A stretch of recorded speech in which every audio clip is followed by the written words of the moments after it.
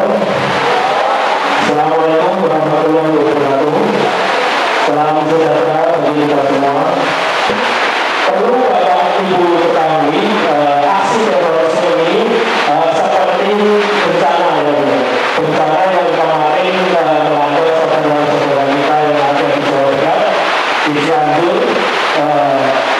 Sama halnya dengan bencana terorisme itu juga tidak tahu kapan akan terjadi, tetapi kita bersama-sama dapat mencegah atau mendeteksi ancaman terorisme itu melalui sikap atau suatu kelompok yang intoleran, kemudian menuju radikalisme dan kemudian menjadi terorisme. Lanjut Mas. Kemudian dalam Undang-Undang Nomor 5 Tahun 2018 diturunkan lagi menjadi Peraturan Pemerintah Nomor 77 Tahun 2019 tentang pencegahan tindak pidana terorisme dan perlindungan terhadap penyidik, penuntut umum, hakim dan petugas pemasyarakatan.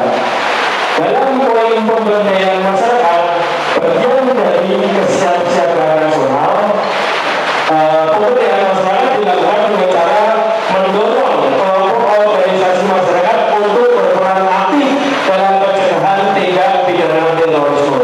Jadi di sini kami selaku BNPT mengajak kepada ibu-ibu sekalian untuk berperan aktif. Kita dapat bertanggung jawab dalam mencegah bersama-sama mencegah paham radikalisme terorisme. Kemudian meningkatkan kapasitas kelembagaan kelompok dan organisasi masyarakat untuk dapat terlibat secara aktif dalam pencegahan tindak pidana terorisme. Jadi saluran-saluran pemberdayaan masyarakat melalui organisasi itu dapat mencegah radikalisme terorisme. Kemudian menyampaikan dan menerima informasi tentang pencegahan tindak pidana terorisme. Seperti pada siang hari ini, Bapak Ibu sekalian menerima informasi tentang pencegahan tindak pidana terorisme yang akan dibawakan oleh kami. Kemudian memberikan edukasi mengenai bahaya dan dampak tindak pidana terorisme mulai dari formal, non formal, informal. Kemudian setelah selesai dari kegiatan ini, diharapkan Bapak-Bapak Ibu sekalian dapat memberikan edukasi tentang bahaya paham radikalisme terorisme kepada anak, kepada keluarga, kepada saudara, dan bagi siapapun tentang kegiatan radikalisme siang hari ini. Kemudian pemberdayaan masyarakat lainnya sesuai dengan ketentuan peraturan perundang-undangan. Kemudian dari PP nomor 77, kemudian muncul peraturan Presiden nomor 7 tahun 2021 tentang rencana aksi nasional penanggulangan ekstremisme tahun 2020 sampai dengan 2024 yang pada prinsipnya adalah hak asasi manusia, supremasi hukum, pengawas keagamaan, keamanan dan keselamatan, ekstremisme berbasis kekerasan yang mengarah kepada terorisme. Kemudian latar belakang dan motivasi individu. Ini individu ini bisa terpapar dari mana saja, terutama lagi ngetren sekarang melalui media sosial. Lingkungan hidup dunia sudah parah sekali, ya. Jadi mau nggak mau kita mesti ngajak anak-anak kita supaya saling berkolaborasi, ya, di antara anak-anak Papua, di antara anak-anak Indonesia dan juga dunia. Anak-anak kita harus kita latih untuk gimana supaya semuanya bisa makan. Ya, serius ini Bu, sekarang kan makin panas ya. Kemarin saya di Eropa itu kaget sekali. Harusnya musim gugur ini sudah dingin Bu, sudah harus pakai beberapa lapis pakaian gitu. Tapi kemarin itu beberapa hari itu panas.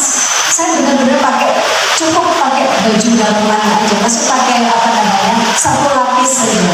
Nah, ini menunjukkan betapa perubahan alam ini, ya, lingkungan hidup kita sudah sedemikian rupa.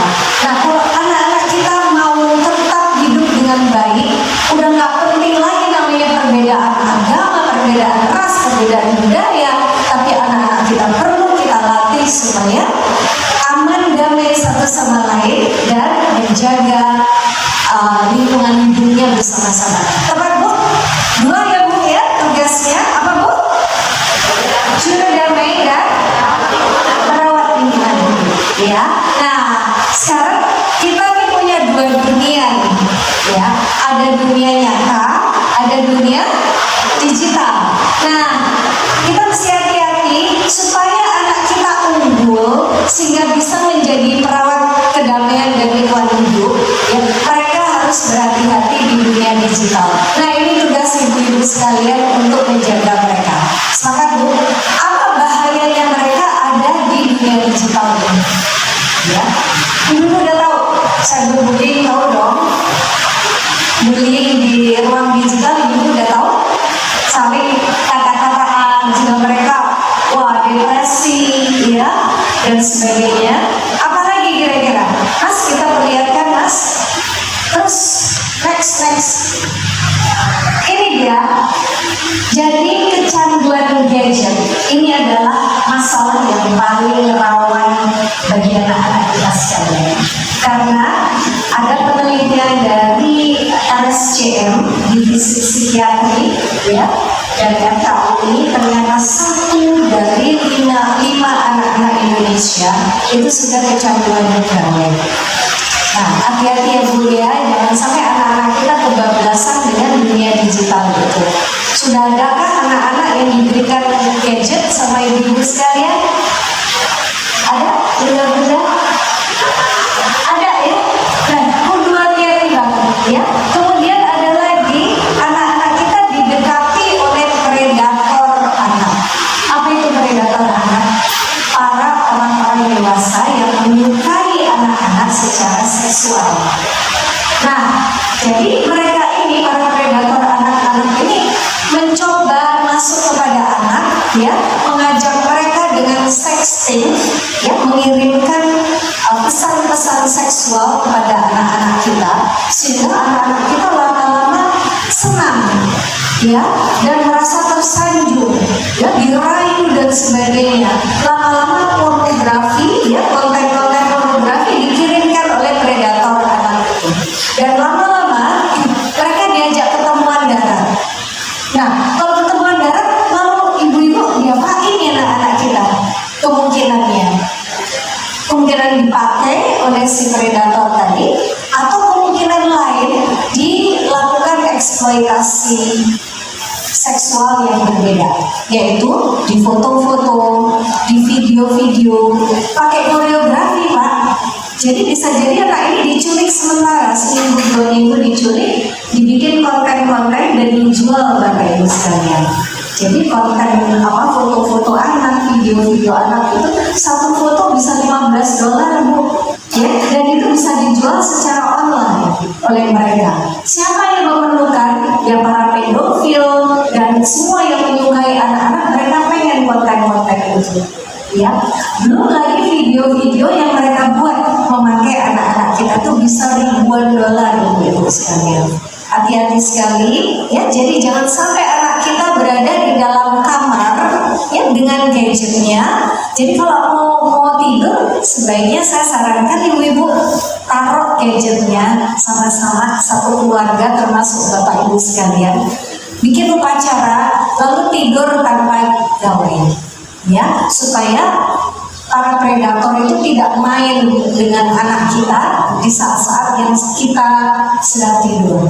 Ya, belum lagi kalau anak-anak kita main gadget terus-menerus di malam hari, ya, maka ada hormon tidur yang tidak diproduksi oleh otak, sehingga mereka melek terus. Akhirnya apa? Dia nggak bisa sekolah karena bangunnya kesiangan, baru bisa tidur kayak jam 4 pagi. Nah, ibu-ibu ini tanda-tanda dari anak-anak kita teradiksi gawe. Rawan nggak ini? Sangat rawan karena akan merusak kemampuan mereka, nalar mereka, ya, merusak kemampuan mereka untuk bisa bercakap-cakap dengan orang orang lain, ya, dan merusak juga kemampuan mereka untuk bergerak. Mereka jadi mager, tahu Bu, mager, malas gerak, maker, malas kerja, makir, malas mikir, 3M tuh Bu, gitu.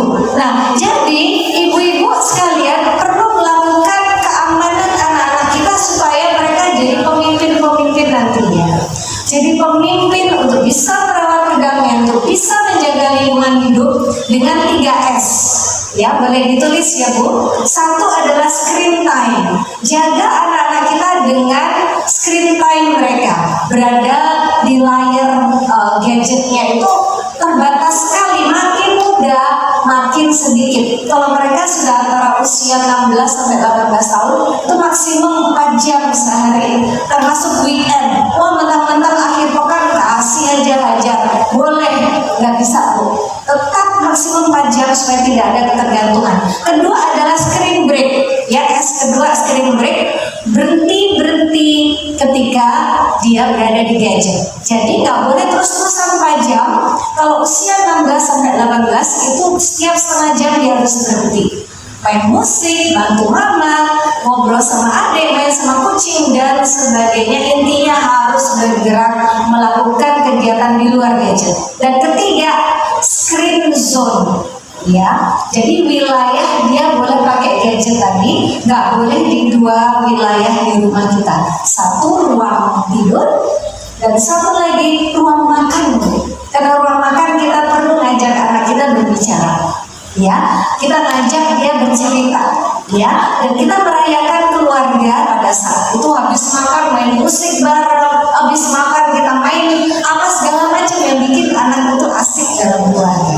Jangan sampai ibu-ibu gara-gara ada gadget, ya, lalu kita pengen enak sendiri, anak kita kasih gadget, kita lupakan bahwa dia bisa terkena dampak yang luar biasa. Aku berikan satu kasus yang parah ya Bu, ya, dengan cepat. Jadi ada sekarang anak laki-laki ini sudah jadi pria, usianya sekitar 30 tahun. Ya, dia adalah anak dari bapak ibu yang sangat sukses. Ya, wah, mereka sediain anak-anak itu supir mobil satu-satu, anaknya cuma 2. Ya, masing-masing punya pembantu yang nganterin dari kecil tuh Bu, kemana-mana. Pokoknya masing-masing ada asistennya. Sekolahnya bagus-bagus. Nah, yang besar dia anak laki-laki. Sekarang dia ada di dalam kamar, tidak ngapa-ngapain. Apa yang dia lakukan? Hanya dengan gadgetnya, ya. Kerusakan otaknya sudah sedemikian rupa Bu, sehingga lapar pun tidak bisa dirasakan. Karena ada bagian otak yang kalau lapar bilang, "Hei, ini aku lapar, aku harus cari makan." Nah, itu bisa rusak Bu. Nah, yang lebih parah lagi, dia sekarang untuk pipis pun, ya, itu bagian dari otak untuk merasakan pipis tidak bisa dia rasakan. Bayang nggak Bu, kamarnya seperti apa? Mandi nggak dia? Waduh, mau mandi mesti diberet dulu Bu. Udah kayak, mohon maaf, udah kayak hilang akal. Karena kalau lagi nggak ada internet, dia bisa teriak-teriak, bisa gedor-gedor segala macam. Jadi betul-betul sudah hilang ingatan itu. Nah, jadi ibu, kesehatan mental kita ada di tangan ibu-ibu sekalian. Karena anak-anak kita supaya mandiri, ibu-ibu, ada di tangan ibu. Ya, jagalah anak-anak kita dengan penuh kasih sayang, ngobrol banyak dengan mereka, izinkan keluarga itu membuat proyek-proyek ya yang menyenangkan anak, masak bareng, ayo beresin rumah bareng-bareng dan sebagainya. Dan gimana kita mau bicara bikin NKRI hebat ke depan kalau anak-anak kita tidak kita rawat dengan baik-baik. Ini semua ada di tangan ibu-ibu sekalian. Terorisme segala macam, kalau ibu-ibu sekalian menjaga mereka nggak akan kena itu semuanya.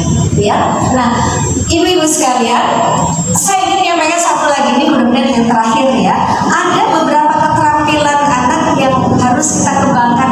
Satu, keterampilan hidup, boleh ditulis ya. Satu, keterampilan hidup. Dua, keterampilan sosial ya, atau keterampilan bergaul, bisa ngomong ya, bisa beradaptasi dengan siapapun ya, senang untuk ketemu orang dan melakukan kegiatan bersama. Itu yang kedua ya. Lalu yang ketiga adalah kemampuan digital. Ya, kemampuan digital mereka perlu lakukan, perlu miliki. Ya, tetapi kemampuan digital ini ada 4 Bu. Boleh dituliskan ya, titik 2 tadi kemampuan digital titik 2. 1 ya, kecakapan digital. 1 kecakapan digital. Ya, kedua etika digital. Tuliskan yang kedua adalah etika digital. Ketiga aman digital, ya. Dan keempat budaya digital. Anak-anak kita perlu keempat-empatnya ibu-ibu sekalian. Kenapa? Kalau dia nggak beretika di dunia digital, apa yang terjadi? Dia bisa membuli, mengirimkan hoax, kebohongan-kebohongan, memfitnah dan sebagainya. Bahaya sekali. Lalu ketiga aman digital tadi. Kenapa dia harus aman digital? Supaya tahu di ruang digital ada predator anak. Di ruang digital dia harus jaga supaya nggak teradiksi. Di ruang digital dia tahu ada hoax dan sebagainya. Dia jangan sampai nyebar-nyebar yang nggak betul, ya kan? Nah, budaya digital adalah bagaimana menggunakan ruang digital itu untuk mengembangkan atau menyebarkan budaya Indonesia yang baik. Budaya Indonesia itu bukan terorisme. Budaya Indonesia itu saling sayang, mau Islam, Kristen, apapun. Ibuku ngajarin aku sebagai orang Muslim yang baik, saling menyayangi. Begitu, alhamdulillah saya sudah ke tanah suci 4 kali dan saya sayang dengan semuanya yang ada. Saya pergi ke gereja kadang-kadang untuk menunjukkan aku juga cinta orang-orang Kristen Katolik. Saya pergi kalau ke Bali, ke pura-pura bersama mereka, nggak apa-apa.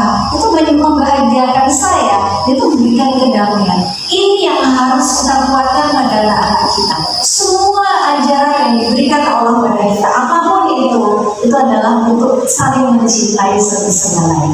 Tepat ibu, ya. Jadi ini yang kita isi di dalam ruang digital, ya. Dan mari kita, aku mau bakar satu lagi, ibu-ibu, kekayaan budaya kita luar biasa. Soto aja ada soto macam-macam kan? Mungkin ratusan soto ada di Indonesia. Bikinlah konten-konten dengan anak-anak kita kayak gitu. Bikin soto, mungkin ada soto Papua, ya, apa papeda, ya, dengan apa kuah kuning itu, wah, keren kan? Itu saya suka banget itu. Ya, mama bukan suka banget. Kemarin kapan itu Manokwari, saya bahagia dikasih kuah kuning, ya. Nah, belum lagi macam-macam pakaian yang udah pakai dari Papua, pakai cendrawasih segala macam, ya. Dan ini yang saya pakai, saya selalu pakai nuansa Indonesia. Kadang-kadang dari batik begini, kadang-kadang malik-malik dari Kalimantan, dari Bali, dan ini adalah konten-konten yang bisa kita ajak anak-anak kita untuk masuk di dalam ruang digital. Jadi mereka cerdas digital. Sepakat ibu-ibu? Mudah-mudahan ibu-ibu mampu melakukan tugas ibu-ibu untuk menjadikan anak-anak kita tadi apa Bu? 2 hal. 1, mampu merawat perdamaian, dan kedua merawat lingkungan hidup. Insya Allah kalau ibu-ibu melakukannya dengan sebaik-baiknya, insya Allah NKRI akan diteruskan oleh anak-anak kita, ya, dan akan menjadi negara yang luar biasa kuat ke depan. Insya Allah. Assalamualaikum warahmatullahi wabarakatuh. Salam sejahtera dan shalom. Sukses untuk ibu sekalian. Terima kasih. Perempuan itu tiang negara. Jika perempuan baik, maka negara baik. Jika perempuannya rusak, maka negaranya rusak. Ibu itu adalah sekolah pertama bagi anak-anaknya. Jadi luar biasa peran ibu. Saya mengapresiasi kepada ibu-ibu yang luar biasa. Seluruh ibu-ibu yang ada di Kabupaten Jayapura, saya memberikan apresiasi kepada ibu-ibu yang telah sukses mengkonsolidasi seluruh gerakan-gerakan ormas perempuan yang ada di Kabupaten Jayapura. Baik-baiknya perhiasan di atas muka bumi adalah perempuan. Perempuan yang soleh, perempuan yang baik. Luar biasa. Jadi sebaik-baiknya perhiasan adalah ibu-ibu masalah. Kita lanjut ke materi, saya bicara tentang membendung radikalisme agama dalam membangun bangsa. Saya kenapa membendung radikalisme agama? Karena paham terorisme itu berangkat dari pemahaman agama yang salah, atau orang bilang salafi, salah pikir. Coba dilanjut. Radikal itu radikal. Jadi yang untuk menuju terorisme itu pertama ada pemahaman yang radikal. Radikal itu yang keras. Gitu. Inggris berarti akar dasar basis, atau dalam bahasa Yunani-nya disebut radix. Kemudian radikalisme adalah gerakan yang berpandangan kolot, militan, kemudian sering menggunakan kekerasan dalam mengajarkan keyakinan mereka. Nah, kalau dikaitkan dengan radikalisme agama, berpikir agama yang keras, fanatisme yang terlalu berlebihan, disebut dengan paham dan sikap fundamentalisme agama yang menolak tatanan sosial yang ada dan berusaha menerapkan suatu model tatanan tersendiri yang berbasis nilai-nilai keagamaan dan politik dengan cara perang pemikiran atau cyber dan kekerasan guna tercapai ideologi mereka dalam bentuk pemerintahan berbasis ideologi agama. Kalau dari pemahaman agama yang salah, yang keras, hanya hanya ayat-ayat tertentu yang keras-keras yang diambil dan mengajak kebencian kepada yang lain, nanti ini fatal, pemikirannya fatal. Kemudian mengajak kebencian, terus merasa lebih benar daripada agama lain, tidak boleh kan? Kalau di dalam Islam disebut la ikraha fid din, tidak ada paksaan di dalam beragama. Tuhan saja memberikan kebebasan orang beragama. Kenapa manusia memaksakan diri mengajak orang lain harus sesuai dengan agamanya? Berarti kita sudah mengambil kewenangan Tuhan, itu kata Rasul. Tidak boleh kita mengambil kewenangan Tuhan. Tuhan sengaja menciptakan orang bermacam-macam dari jenis awal Adam dan Hawa. Adam diciptakan dari apa? Dari tanah kan? Adam, Hawa, bersuku-suku, berbangsa-bangsa itu sudah fitrah. Untuk apa? Lita'arafu, saling kenal mengenal. Kita disuruh saling mengenal. Jadi kalau dalam bahasa Arab, lita'arafu itu bukan mengenal, bukan hanya araf. Araf itu uruf. Mengenal uruf itu budaya. Bukan hanya sekedar mengenal biasa. Kalau dalam bahasa ini bahasa Arab, mengenal itu kan ya alam mengetahui. Tapi ini uruf. Araf yang arif. Itu kemudian digunakan dengan ma'ruf yang lebih berbuat lebih baik. Artinya memahami kondisi adat ya. Di mana bumi dipijak, di situ itu ya. Di mana bumi dipijak, langit dijunjung. Jadi kita harus menghargai kearifan lokal masyarakat di situ. Jadi kita tidak boleh mengklaim bahwa saya paling benar dari orang lain. Nah, ini yang menimbulkan terorisme. Merasa lebih baik daripada kelompok lain atau agama lain. Kita di dalam Islam saja saling apa? Saling menjelekkan, membid'ahkan, menyesatkan dan mengkafirkan. Itu dalam Islam. Kelompok-kelompok dalam itu tidak tahu kalau agama lain. Dia merasa bahwa alirannya sudah Islam, tapi aliran Islam lebih baik daripada Islam yang lain. Ini pemahaman ini bahaya. Kemudian menganggap bahwa orang di luar agamanya itu kafir. Ini paham ini bahaya. Jadi kalau ibu ada teman-teman ibu atau orang mendengar orang mengatakan orang lain kafir, ini pahamnya sudah mulai paham radikal. Jadi radikal itu berpaham keras, mau benar sendiri, tidak mau mendengar pendapat orang lain itu, dan merasa paling benar dan paling baik. Itu pemahaman yang, terutama agama ya, itu pemahaman yang radikal. Radikal itu bisa berbentuk pikiran, bisa berbentuk aksi. Ketika sudah berbentuk aksi itu disebut dengan terorisme. Terorisme baik berupa berita-berita media yang mengancam, kemudian melakukan tindakan-tindakan anarkisme, tindakan anarkis yang merusak. Bisa dengan cara-cara apa? Sekarang yang paling praktis bom kan. Terakhir kita lihat di apa? Tadi Pak Aditya lupa ya Pak. Tadi bicara Mabes Polri saja. Terakhir di mana? Yang pakai menggunakan baju simbol-simbol Islam itu kemudian masuk kemudian ditahan itu bawa senjata FN. Saya tidak setuju dengan pemerintahan Jokowi. Sudah menganggap bahwa ini pemerintahan dengan sistem apa ya? Bukan dengan cara Islam, bukan dengan cara Islam. Dalam Islam tidak ada pemerintahan apa negara Islam itu tidak ada. Darul Islam itu tidak ada di dalam Al-Quran, coba cek. Yang adalah Darussalam, negeri yang damai. Pemerintahnya membentuk monarki, kerajaan, republik dan sebagainya, fasisme dan sebagainya, penting berbuat adil. Agama hanya mengajarkan berbuat adil, itu seperti Pancasila itu. Itu sudah Pancasila itu kan diadopsi dari nilai-nilai agama dan nilai budaya kita. Percaya kepada Tuhan, kemudian berperi kemanusiaan, menjaga persatuan, kesamaan. kemudian musyawarah, saling bermusyawarah, berbuat adil. Ini sebenarnya sudah nilai-nilai agama. Kalau dalam bahasa agama ini disebut maqasidus syariah. Jadi tidak perlu kita mendirikan sebuah negara Islam, tapi cukup dengan nilai-nilai Islam kita terapkan di dalam. Apa orang bilang kadang begini, jangan kita menggunakan simbol-simbol agama yang terlalu berlebihan. Karena kalau ketika berbuat jelek, nanti agamanya juga jadi citranya jadi jelek. Negara Islam tapi korupsinya nomor 1 kan? Ya. Coba kalau dia Indonesia ditulis negara Islam, untung bukan negara Islam, kan? Negara Pancasila, negara demokrasi ya. Nanti Islamnya semua jelek. Naik haji, jamaah haji paling terbanyak di Indonesia, tapi dari tahun ke tahun korupsinya juga tambah besar. Itu disebut dengan haji tomat, haji tomat. Habis tobat di Mekah sampai di sini kumat lagi, kumat lagi. Korupsi jalan lagi. Itu apa yang lain-lain ya. Pemahaman keagamaan yang radikal itu kecil sedikit. Saya di sini nanti saya hanya sedikit yang ormas terbesar di dunia yang paling moderat itu NU, Nahdlatul Ulama dengan Muhammadiyah dan dengan berbagai ormas-ormasnya. Ada Muslimat, Aisyah, GP Ansor, ada Pemuda Muhammadiyah dan sebagainya. Itu yang ormas-ormas besarnya. Ada LDII, ada Darul Da'wah wal Irsyad, itu yang moderat-moderat. Nah, tapi ada ormas-ormas keagamaan juga yang berpaham radikal, menganggap kelompoknya paling benar, yang lain salah. Nah ini ada. Nah ini kemudian menimbulkan gerakan-gerakan radikalisme dan mengarah ke terorisme. Bersama penelitian gerakannya apa? Al-Qaeda. Al-Qaeda. Nah itu anak buahnya Jafar Makhloud. Setelah di sini kita selesai anggotanya itu.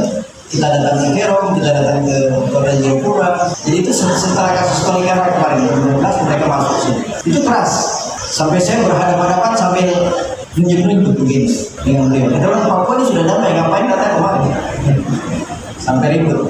Nah, jadi saya bawa pendeta-pendeta ke Jakarta, ketemu Pak Wapres, Pak Yusuf Kala, kemudian Kiai Ma'ruf Amin, waktu itu Ketua Umum, sekarang jadi Wapres. Kita menyelesaikan kasus-kasus kekerasan, radikalisme, pemahaman yang agak keras. Sampai terakhir terjadi di Masjid Toya kan, di Toya terjadi clash umat beragama. Tetapi karena pemimpin agamanya di sini kuat, perempuan lintas agamanya kuat, ya, seperti begini saya kan luar biasa. Kalau kita mencari di daerah lain ada tidak seperti begini.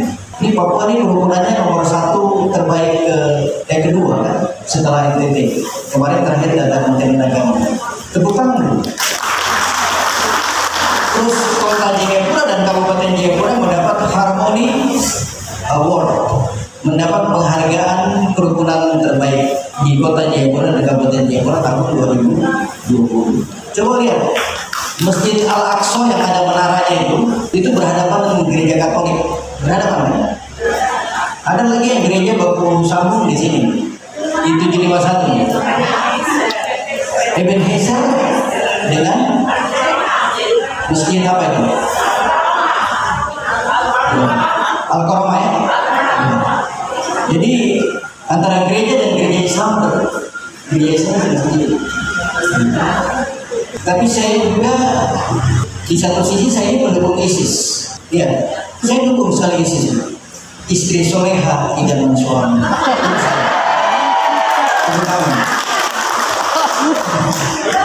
Pasti. Ya, kemudian ada Jamaah Ansarud Daulah, negara Islam Indonesia Komandan Wilayah 9. Di Indonesia ini banyak kayak gerakan-gerakan ini, tapi mereka sebenarnya minoritas. Cuma tadi mereka hebat di media.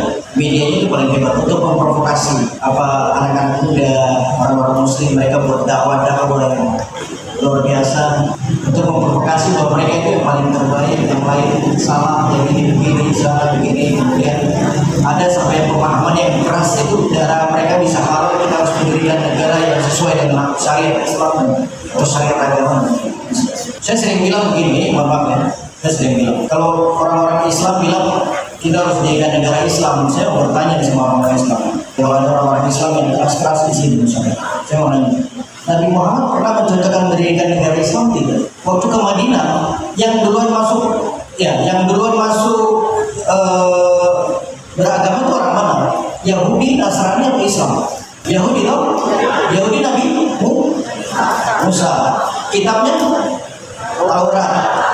Kemudian lahir lagi Siapa? Yang membawa agama Kristen Nasrani itu siapa? Isa Al-Masih atau Yesus? Yesus. Kitabnya, Alkitabnya? Injil. Kemudian baru 500 tahun, kemudian atau 600 tahun baru lahir Nabi Muhammad. Jadi waktu Nabi Muhammad dari Mekah ke Madinah, di sana sudah ada banyak masyarakat yang beragama. Baik ada Asobiun yang punya bintang, kemudian ada Yahudi, Nasrani, dan sebagainya, berbagai macam-macam agama dan suku. Tapi kemudian Nabi Muhammad bukan bilang, ayo mari kita dirikan negara Islam. Dia tadi. Tapi bilang, mari kita dirikan sebuah masyarakat Madinah. Madinah itu negara yang civil society yang menegakkan hak-hak sivil masyarakat. Itu Madinah. Dalam bahasa Nabi berubah namanya dari Yasrib kemudian menjadi Madinah, negara yang berperadaban. Kemudian Habibie menggunakan negara Madani. Kalau kita sudah bicara negara konteks negara. Terus dari mana konsep kita harus bernegara Islam? Nabi Muhammad tidak pernah mengajarkan itu. Kemudian mereka membuat piagam Madinah. Ada 45 pasal yang mana sama dengan mirip dengan nilai-nilai Pancasila. Jadi tidak ada negara Islam. Jadi kelompok-kelompok yang mau mendirikan negara Islam itu belajar dari mana? Harus belajar sejarah. Sudah disampaikan oleh Pak Wanggai, itu adalah nasihat dan benar-benar untuk berguna bagi kita semua.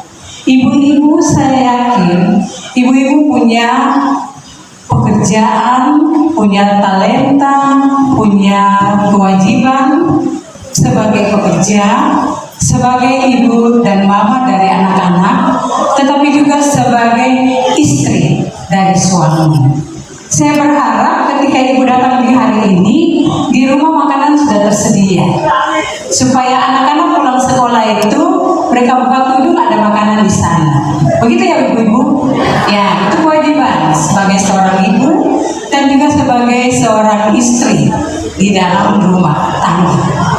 Apa yang disampaikan? Bagaimana kita menjadi perempuan yang top, perempuan yang memviralkan perdamaian, itu dimulai dari keluarga. Kalau di dalam keluarga kita itu sudah terbentuk, maka di luar sana akan terlihat. Dan cermin di luar sana adalah mulai dari keluarga kita. Kalau di dalam kehidupan keluarga kita tidak tercermin yang namanya perdamaian, maka di luar sana juga nanti orang bilang begini, stop bicara sudah. Dalam rumah saja sudah betul baru dialek orang Papua ya. Dalam rumah saja sudah terbetul, bagaimana bicara dengan orang lain? Karena itu, ibu-ibu adalah perempuan-perempuan yang bijak, perempuan-perempuan yang top, perempuan-perempuan yang hebat yang hadir di hari ini. Mari kita mulai berbicara tentang viral perdamaian itu dari kehidupan rumah tangga. Benar apa yang disampaikan oleh ibu tadi, memperhatikan Android anak-anak. Apa yang ibu sampaikan itu benar-benar ada terjadi di Sentani. Bagaimana orang lain memanfaatkan anak-anak kita untuk memviralkan dirinya dengan iming-iming untuk mendapat pulsa dan uang. Dan itu anak-anak kita terlibat. Karena itu merupakan kelalaian orang tua. Tidak beli Android, memang betul itu disiapkan untuk waktu itu ada sekolah online dan itu kebutuhan. Tetapi sebagai ibu-ibu kita harus mengawal, menjadikan anak itu sebagai sahabat, menjadikan anak itu sebagai teman, menjadikan anak itu sebagai meluangkan kasih sayang. Karena kadang-kadang kalau ibu sudah duduk dengan HP, lupa itu kalau anak itu mau makan atau tidak. Kalau sudah duduk, apalagi FB. FB ini biasa banyak di kalangan ibu-ibu. Kenapa kalau kemarin saya ajak anak-anak untuk bagaimana dengan TikTok tentang arti kekerasan itu terhadap anak, TikTok tentang apa pentingnya administrasi kependudukan, karena anak-anak lebih banyak cenderung dengan TikTok. Kalau ibu mungkin nanti kita bisa ajak bagaimana ibu-ibu menyerahkan apa pentingnya seorang ibu dari secara FB, bukan menyampaikan kurang lebih kepada orang lain. Ibu-ibu yang saya selalu bilang, kalau selfie kirim foto lah ke suami. Kecantikanmu itu tunjukkan ke suami. Jangan taruh di FB, orang satu dunia ini lihat. Ya begitu ya Bapak ya, secara agama. Kita menunjukkan kecantikan kita di hadapan Tuhan, di hadapan suami, di hadapan anak-anak. Karena hal-hal seperti ini bisa membuat tidak ada perdamaian di dalam keluarga kalau kita tidak memperhatikan. Karena itu ibu-ibu, mari kita ajak anak-anak untuk bagaimana hidup secara damai antara keluarga di dalam rumah, antara sesama di tengah masyarakat kita berada, antara sesama di mana kita bekerja, tetapi juga di tengah lingkup masyarakat. Ibu-ibu, saya percaya ibu-ibu punya kelebihan yang Tuhan sudah kasih. Ibu-ibu punya kelebihan untuk menghidupkan keluarga masing-masing. Dan saya yakin itu. Karena itulah ibu membentuk satu keluarga.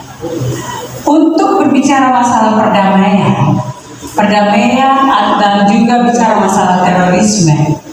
Ketika kita mengeluarkan kata-kata yang tidak enak untuk orang lain melalui medsos, itu juga bagian dari terorisme. Karena itu, mari kita perempuan-perempuan yang tangguh, ibu-ibu yang tangguh, kita menjaga hati dan juga menjaga lingkup keluarga, menjaga lingkup di sekitar kita untuk jangan ada terorisme. Terorisme bukan orang yang perang saja, tetapi mengejek orang itu juga termasuk terorisme. Terorisme ini ada pertama karena tindakan ekonomi yang sudah disampaikan oleh Bapak Ibu tadi dengan begitu banyak aturan, dan yang kedua kita harus lihat ada terorisme karena ada kesalahpahaman, baik itu di bidang agama, baik itu di bidang legislatif, di bidang pemerintahan juga bisa. Pengalaman kemarin beberapa waktu yang lalu ada teroris di Kabupaten Jayapura yang mungkin ibu pernah dengar tentang penjual bakso, dan itu kita atasi. Dan memang itu tugas Dinas Pemberdayaan Perempuan, bagaimana mendampingi anak-anak yang berhadapan dengan hukum dan perempuan yang berhadapan dengan hukum. Karena itu, kalau ibu-ibu ketemu seperti begitu, bisa lapor ke Dinas Pemberdayaan Perempuan. Nanti Dinas Pemberdayaan Perempuan akan melanjutkan ke Polres, karena kita punya kerjasama dengan Polres, Jaksa, dan juga pengadilan. Itu tidak hanya bicara masalah kekerasan, tetapi juga bicara masalah teroris yang kita bahas hari ini. Kalau ada yang ibu-ibu ketemu, lapor. Kami siap mendampingi sampai ke tingkat pengadilan pun kami siap mendampingi, karena itu tugasnya kami, baik perempuan maupun anak. Dan ibu ingat itu. Kalau tidak bisa ke Polres, datanglah ke Dinas Pemberdayaan Perempuan. Kami akan mendampingi. Yang berikut, ibu-ibu yang terkasih, bapak-bapak, hari ini kita sudah banyak mendengar tentang aturan, sampai dengan wejangan agama, dan itu menjadi, dan saya tidak bisa lebih banyak bicara, karena itu saya ibu-ibu sudah tahu semua. Tetapi yang saya mau mengajak kepada kita untuk menjaga supaya perdamaian ada, itu dimulai dari pribadi kita masing-masing. Terutama kita harus jaga hati kita. Hati kita ini harus diisi dengan kedamaian. Contoh kecil di dalam kehidupan keluarga. Kalau ada cekcok antara bapak dan ibu, pasti anak-anak ini akan tidak merasa aman. Itu berarti tidak tercipta kedamaian di dalam keluarga. Ibu-ibu ini punya waktu yang sangat banyak, mulai dari matahari terbit sampai bisa jam 1 malam. Ketika semua sudah tidur, barulah ibu-ibu tidur. Itu berarti pundak atau bahagianya kehidupan itu ada di tangan ibu-ibu. Karena itu, mari sebagai perempuan-perempuan yang hebat, sebagai ibu-ibu yang hebat, yang selalu membawa keluarga-keluarga yang hebat, untuk kita sama-sama bergandeng tangan untuk membawa kedamaian, mulai dari lingkup keluarga, lingkup masyarakat di mana kita berada, lingkup masyarakat di mana kita bekerja, dan juga lingkup organisasi di mana kita mengabdi. Organisasi Kebaik Kota GOY, organisasi wanita muslim, organisasi kalau bisa bilang apa? Baik hati, ataupun organisasi apapun. Hati harus dijaga. Kalau tidak dijaga, akan ada duri-duri kecil di dalam organisasi. Begitu juga di dalam keluarga, dan juga bagaimana menjaga perdamaian di dalam negara. Negara ini bisa kacau juga karena hati. Ada kesenjangan sosial, bisa menimbulkan kebencian di antara satu dengan yang lain. Karena itu tadi Pak Ustadz sudah, Pak Haji sudah sampaikan begitu banyak nasihat-nasihat yang bisa kita simak dan kita bawa, kita laksanakan di dalam kehidupan kita masing-masing. Dan apa yang disampaikan oleh Ibu tentang bagaimana penggunaan Android dan bagaimana mengawal anak dari dua sisi yang tadi, Ibu simak, ulang, laksanakan. Tidak harus serta-merta secara menyeluruh, tetapi sedikit demi sedikit Ibu sudah bisa mengawal anak-anak di rumah. Di era sekarang ini tingkat kekerasan sangatlah tinggi, apalagi terhadap anak-anak. Apalagi kalau tadi Bapak sudah singgung masalah narkoba. Sekolah-sekolah yang dekat sini juga banyak anak-anak sudah termasuk ke dalam hal-hal seperti itu. Karena itu mari kita jaga kita punya anak-anak supaya jangan melibatkan diri ke hal-hal yang negatif. Jadilah ibu yang setia, jadilah ibu bersahabat untuk anak, jadilah ibu yang menjadi teman untuk anak. Karena itu ibu-ibuku, bapak-bapak, mari selanjutnya nanti kita diskusi. Kira-kira apa yang ibu rasakan, ibu bisa sampaikan menjadi pegangan, menjadi perhatian bagi kami di kabupaten ini sebagai dinas yang bertanggung jawab untuk memperdayakan perempuan dan anak. Memperdayakan bukan datang kasih uang, tidak. Memperdayakan itu bagaimana membentuk keluarga ini menjadi keluarga yang sejahtera, bisa memperdayakan sumber daya alam, menjadi sesuatu yang berguna untuk pendapatan keluarga, bisa mengajar perempuan untuk bagaimana perempuan bisa berpolitik, bagaimana perempuan bisa menjadi perempuan yang tangguh dalam pendidikan, kesehatan, dan seterusnya. Mungkin sampai di sini saya sampaikan. Nanti selanjutnya lebih enak kita diskusi karena kita perlu masukan dari ibu-ibu. Bagaimana besok Kabupaten Jayapura menjadi perempuan-perempuan yang top, yang bisa memviralkan perdamaian. Yang pertama melalui jati diri, yang kedua melalui IT, dan yang ketiga melalui medsos yang ada di lingkup kabupaten ini. Atas perhatian Bapak Ibu, saya sampaikan terima kasih. Selanjutnya nanti kita jalan diskusi. Shalom, selamat siang. Iya, terima kasih Ibu Kepala Dinas.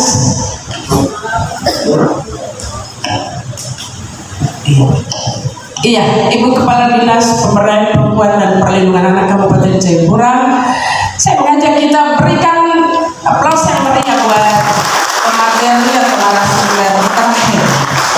Iya, terima kasih ya untuk keempat narasumber yang sudah membagi ilmu pengalaman mereka